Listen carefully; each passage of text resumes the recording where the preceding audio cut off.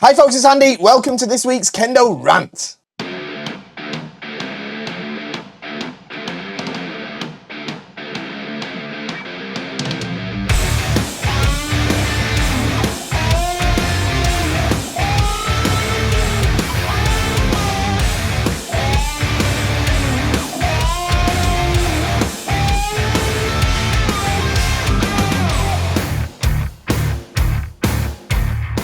Okay, so here we are for another week of fantastic questions. We've got a few questions today, not many, but one of them is a bit of a long one. That's why it's slightly smaller text there. So we're going to get stuck into that in just a minute. But before we do, don't forget, YouTube magic, like, share, subscribe. All those things to help us grow the Kendo population, all right? They are super important. If you do those things, YouTube will send out its crack team of ninja robots to get people to start Kendo. You have to like, share, subscribe. Hit the notifications bell and leave a comment using the word Kendo, all right? Use the word Kendo in your comment so that the YouTube ninjas know that they're getting people to start Kendo and we don't get a load of people starting ping pong or something like that, okay? Even more importantly than that though, if you like this video, if you like the videos that I put out, whether it's these Kendo rants, whether it is the feedback videos, one came out yesterday, instructional videos, analysis videos, we've got all of it and it's all completely free. There's no membership costs. There's no paying for subtitles. There's no subscriptions, nothing. It's all free. Free. And the best bit is the way to support it is by shopping at KendoStar.com. Now that is a win-win situation because KendoStar is the best Kendo equipment website in the history of the galaxy, universe, Milky Way, universe, everything. All right? Now, of course, I'd say that because I own the place. All right, of course I would say that. But everyone agrees with me with the highest rated Kendo equipment website on the internet. We are one of the highest e-commerce stores, not just in Kendo, on Trustpilot, which is an independent reviews aggregate. You get the best equipment designed especially for you. We're an independent brand, especially for the international community. We're not middlemen. We're not rebranding other people's products or selling out of our garage or anything like that. We're an established brand. We've been established for nearly 10 years now, so we are the best at what we do. I'm definitely confident of that. All of our customers are confident with that. You're going to shop with us anyway, all right? You're going to shop with us anyway. Just don't buy twice. Buy right the first time and shop at KendoStar.com. And at the same time, you support the channel, okay? So as the ancient Japanese proverb goes, I think it was on the war banner of Takeda Shingen or somebody like that, everyone's a winner, baby. That's the truth. Okay. Let's get into these questions. Okay, first one. Hi, Andy Sensei. I've returned to Kendo after 18 months. My voice is quite deep and I'm pretty quiet. I'm a pretty quiet guy outside of Kendo. When it comes to Shiai and shouting, is there a way to improve your vocal range? I'm not sure it's really necessary. There's no like stipulation on the pitch of your shout. You know what I mean? You can. It doesn't matter if it's quite deep. That's okay. What matters is that it's natural. You know, it sort of comes natural to you.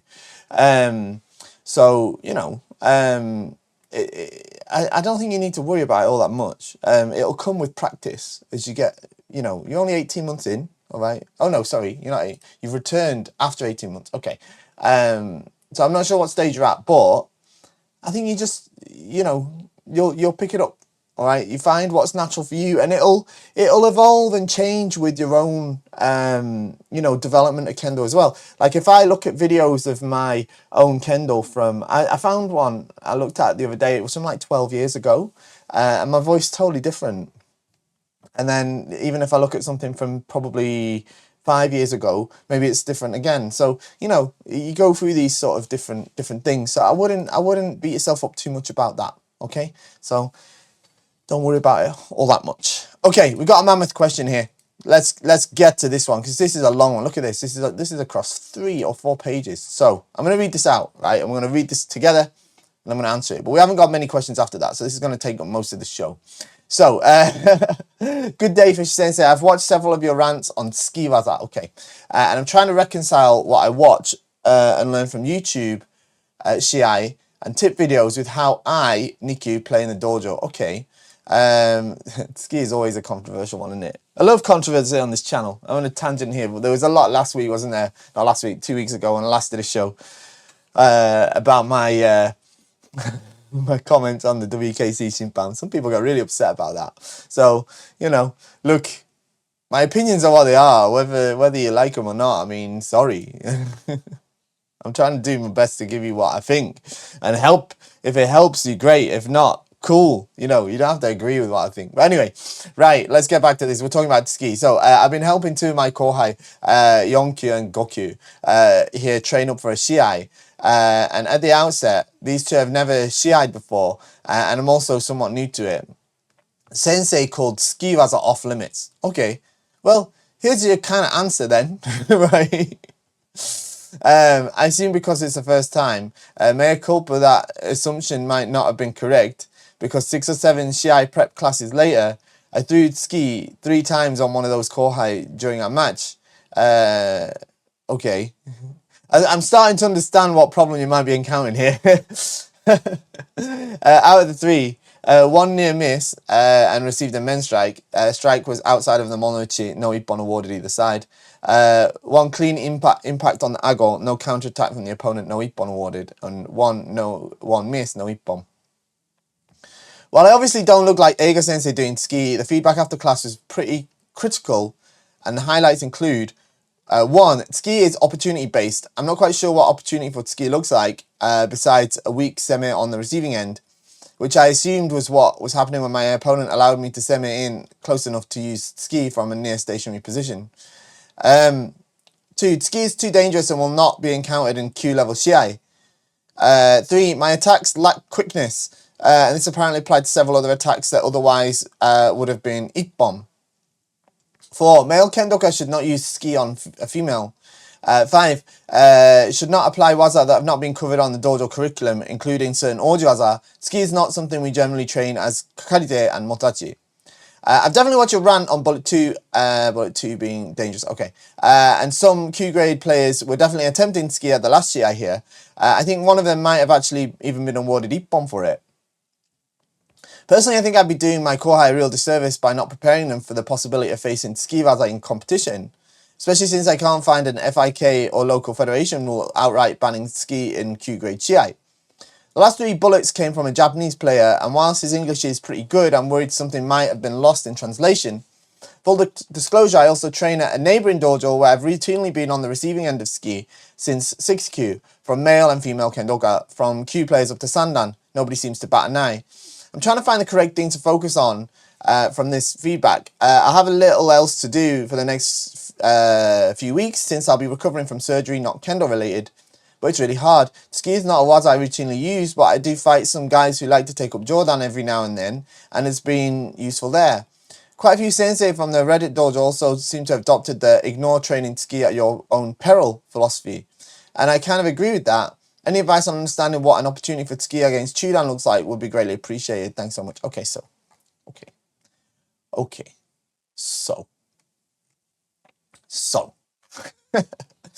All right. We've got a few things to tackle here, right?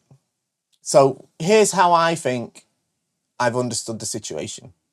You're training at one main dojo and you also do degeko at a neighbouring dojo. Degeko being you visit another dojo for practice, but your main registered dojo is this other one, right?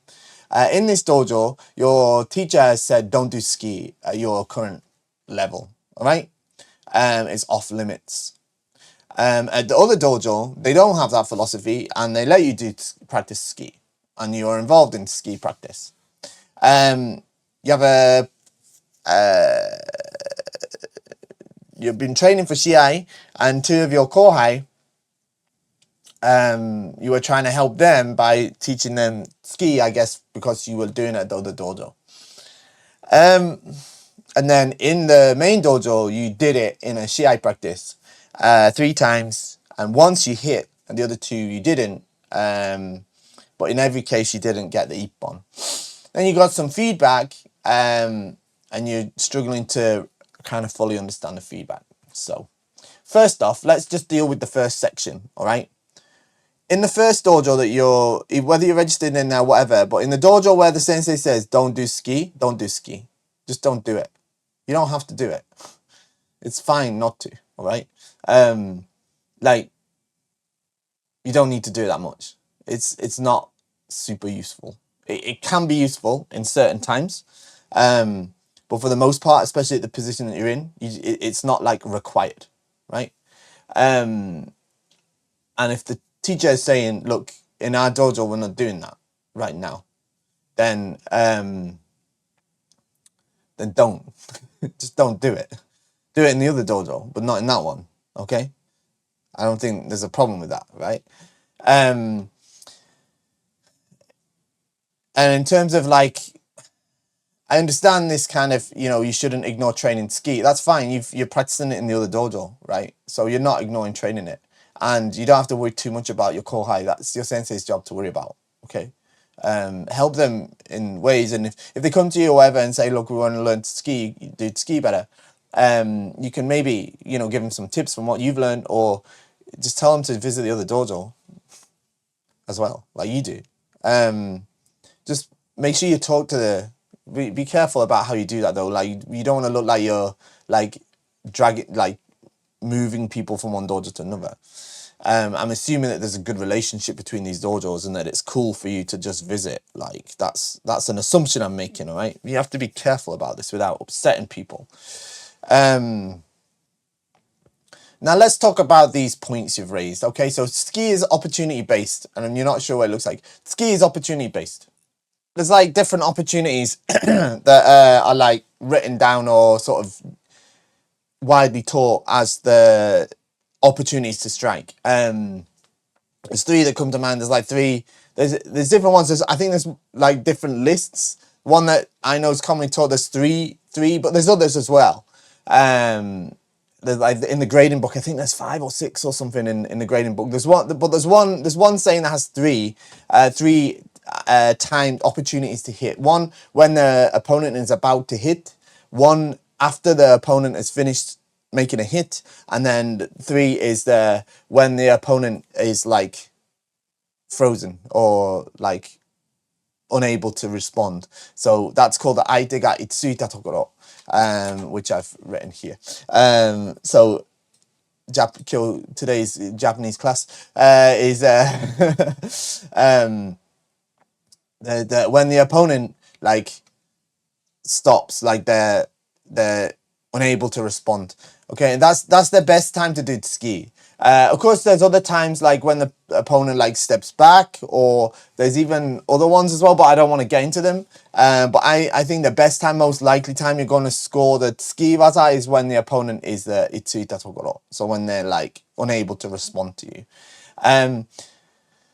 So that's quite hard to judge, but it's from the point of view of the side hitting. And if you're currently at the sort of Nikyu level, that's quite different.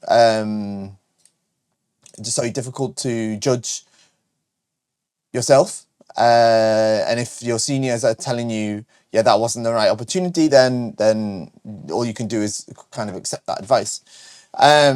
So it's not easy. I often find a good chance to do the Tsuki is when in sort of higher level CI, not CI, but like higher level encounters. Often when the opponent is trying to do the debana, or maybe they're waiting to do some kind of ojuwaza. Sometimes you can make some sort of semi. You don't attack. Then they go, oh, they didn't attack, and bam, that's when you can do the Tsuki. But it's not super easy to do that. It's super hard actually. So that's about when to do. In terms of Tsuki, it's too dangerous and not being counted in Q level Shia. It is a fact that there are many Q level Taikai that do not allow you to do Tsuki. In such Shia, you're usually not allowed to do Jordan as well. So because it's based on the like Japanese like junior high school level rules, which is you're not allowed to do Tsuki, you're also not allowed to do Jordan. So yeah, my opinion is that for adults, ski generally is not dangerous. It's not overtly dangerous, not really massively more so than other techniques. That's my opinion and experience. I think it's overplayed as dangerous, probably because it's not pleasant to receive ski sometimes, especially if it's done badly. But I think dangerous is a bit of an exaggeration for the most part. So I'm not entirely sure on that, but at the same time, yeah, if you get beginners that are like just wildly throwing stuff out, then it depends, right? It depends on how much control they've got over the Shinai. If your teachers are like, yeah, you're not ready for that yet, then because it could result in something dangerous, then it's like Gyakudo. Like I don't like at the moment in my club, I'm not really pushing ski on my beginners because they're not quite ready for it yet. Just like I don't let them do Gyakudo, for example, because if they mess it up, they could hurt someone. So and I don't mean kill someone. I mean like they could give them a bruise. So I don't, they're not quite ready to do that. So now number 3 is an interesting one where you said my attacks lack quickness. And I'm not surprised you were told this by a Japanese person because it's hard to describe this. I know exactly what they mean. And it's hard to describe it in English. But the term that's usually used in Japanese, and I've been kind of trying to figure out how to teach this in English myself, is kire. Kire. So it means like the strike has to be kind of explosive, dynamic. It has to have impact and not just fall flat. Yeah. So it has to have a kind of, that's the kire. Yeah. Your kote isn't kote like that. It's kote like that. Yeah. Your men isn't man. It's man. Yeah. It's got that like sharpness, that explosiveness. Yeah. That's the kire. Okay. And all the waza has to do that. I don't agree with point number 4 as a general concept. I don't believe it's to do with gender. I practice ski with my daughters, as it happens. But I think it is more to do with, are you being sensible? Are you being sensible? Okay. So if I was doing a Kiai with somebody my daughter's size, for example, or smaller, whether they're male or female, I'm probably not going to ski them. And if I do, I'm at the point where I can control the level of power I put into the ski, and still, receive the bomb for it. Because I think this is one of the things that's also slightly controversial, but you shouldn't, you should control your power is the wrong word, but you should practice kendo mindfully of your partner. Okay, so if my partner is much smaller than me, much less, like is much, like for example, all right, I practice frequently with my wife. Okay, my wife is a lot shorter than me. She weighs much less than me. My wife has very solid, strong kendo. Okay, she's not like what can I say? She's not like there's a sort of a Japanese style of kendo that lots of girls and women do that's kind of like, I want to say, I can't think of the English word. It's like fura fura shiteru, like kind of light, kind of soft, kind of delicate, yeah. And they can still score fantastic ippons. It's not a criticism, right? But there is that type of player. My wife's not that. My wife's like the kind of solid footwork, solid. If she does the tire, that it's solid, yeah. At the same time, if I throw all of my weight behind everything into her, I'm gonna knock her over because physics is a thing, yeah. So I still have the 100% concentration, 100% serious keiko, where I'm trying my best to score the ippon or to make the valid strike, whilst at the same time controlling my strength and power so that I don't injure her. Because I'm, I don't, I I have a brain and I'm capable of that.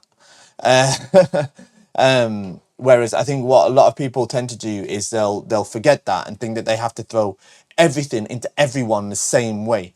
Yeah. Whereas if I practice with, for example, if I practice with maybe someone who's, now I'm not a big guy, right? I'm only like 6'7", but wish I was. No, I'm not a big guy, right?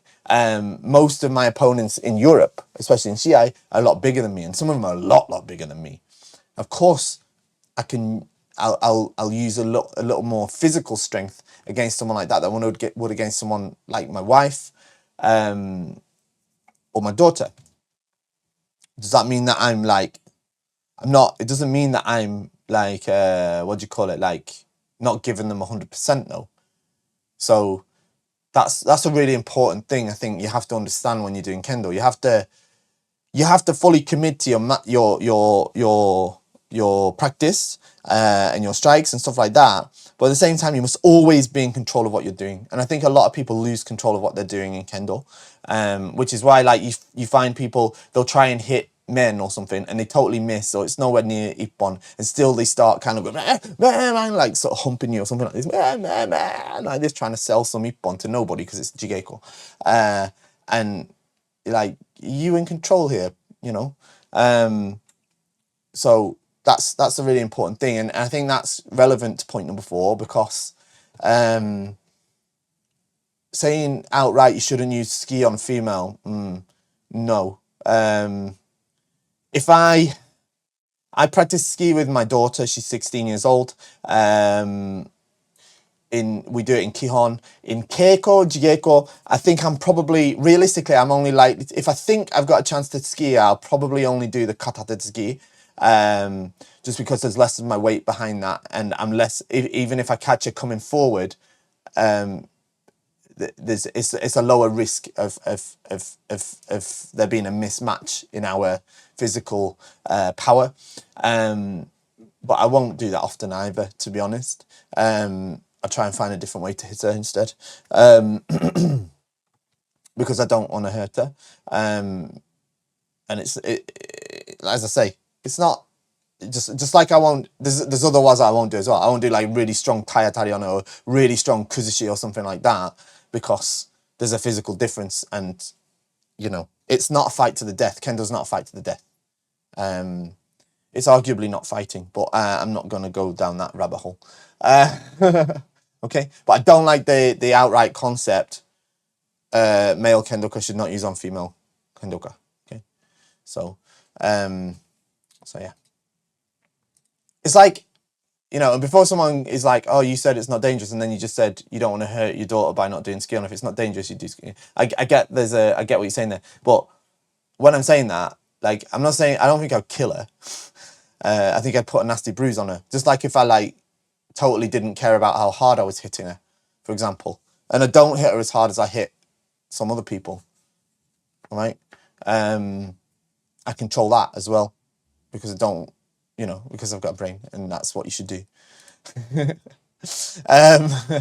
Number 5, you should not apply waza that have not been covered in the dojo curriculum, including certain oji waza. Ski is not something we generally train as karate and motachi. So this goes back to the first thing I said, right? If they say in your dojo you shouldn't do ski, don't do ski, right? So this is a fair point, right? They said to you, don't do ski, it's off limits. And then you did ski, and then you were like, why wasn't it Ippon? They said, well, we told you not to do it.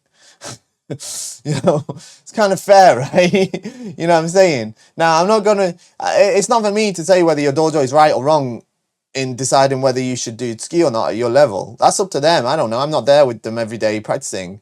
Yeah, that's up to them. But what I will say is, if that's what they said, you should do what they say. You know what I'm saying? So that's what I'd say on that. Okay. I agree. You should learn to do ski, and it shouldn't be left until you're like Sandan or something stupid, right? You should learn to do ski, right? But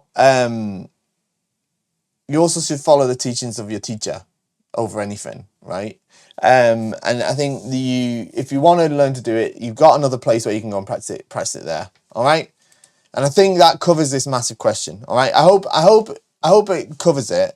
I know it might not be fully the answers that you want, but I do hope it's helpful. All right, and I'm sure you'll keep doing it, and I hope you recover quickly from your operation and get back to training as soon as you can. Okay. Right, next one. Okay, dear Sensei, thank you again for another awesome Kendo video. My question is this week pertains to blocking men strikes with the left kote when in Chudan. I've noticed a few people at local tournaments occasionally raising their left hand to block incoming men strikes with their left kote.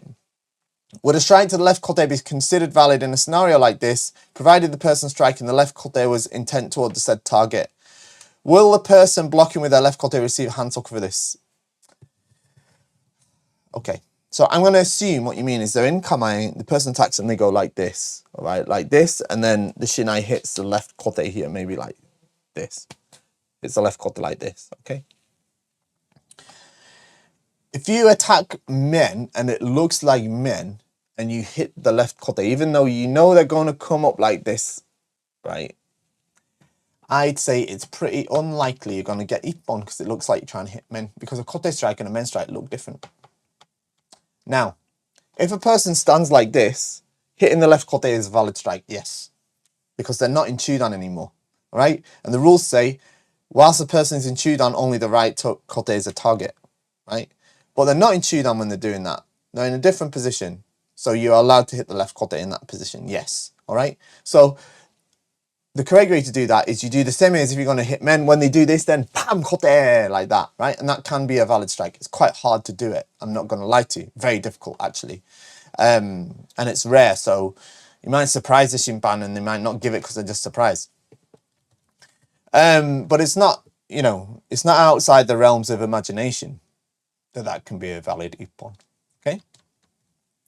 About hand soccer, it's hand soccer to block like this and waste time. So if you spend most of the Shiai doing this, or if you start doing this loads, then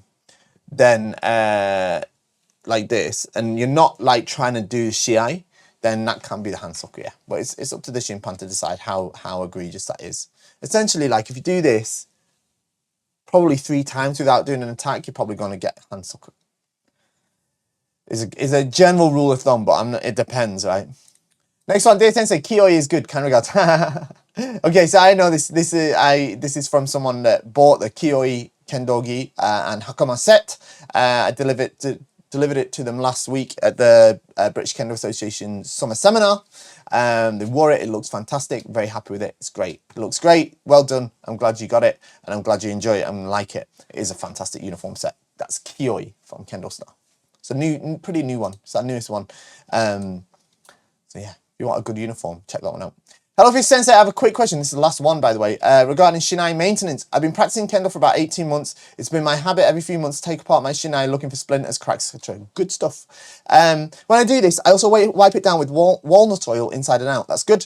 I've seen people using beeswax on the inside of the Shinai. Is this a better practice than oil? Would doing both be beneficial? Thanks for all you do for the global Kendo community. Thank you very much. Okay, so there's a little bit of confusion about like Shinai maintenance and oil and wax, right? So what you're doing about the oil is spot on, good, right, correct. Do that. Wax is different. What wax is for is, right, it helps the slats. You can see already how splintered this is, right? This is one of my wife's Shinai, actually. She's a brute. I'm kidding.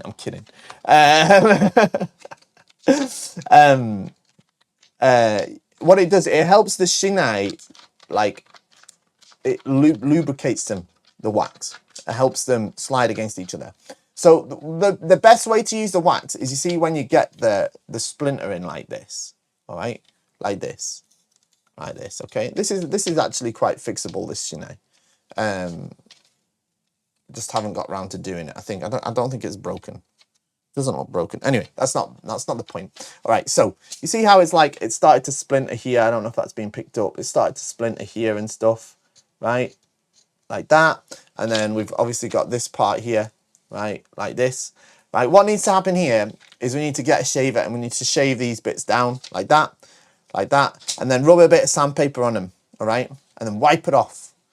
And then this is where you put the wax. You rub the beeswax against this part here, so that going forward, it doesn't abrade against itself and cause more splinters. It slides against itself nicely, all right? Now, what you could do is you could, what I'd probably do with this is I'd shave these down, give them a sand, I'd give the whole thing an oil, let the oil dry. So this whole process is probably going to take me a week or two to do it. Let the whole thing dry fully, and then I pop the wax on and then pop the leather fittings back on. And yeah, the whole thing will probably take about a week. Give it a couple of days for the oil to dry, rub the wax on it. Should start sliding together nice and smoothly, and then it's less likely to like catch on itself and cause more splinters. All right, that's what the wax is for. It's not an alternative to the oil. It's actually like it's for a different thing. It's for preventing further splinters on areas that have been shaved or have had splinters. Okay, so there you go. We're at the end of the show. Thank you very much for joining me, everyone. I know we didn't have many questions, but we managed to make it last. It's don't forget to like, share, subscribe. I will be doing a show next week, and then after that, I'm not sure when the next show will be because I'll be in Japan for a couple of weeks. But I'll try and do a show from Japan. Okay. Thank you for joining me. Shop at KendoStar. See you next time. Bye bye.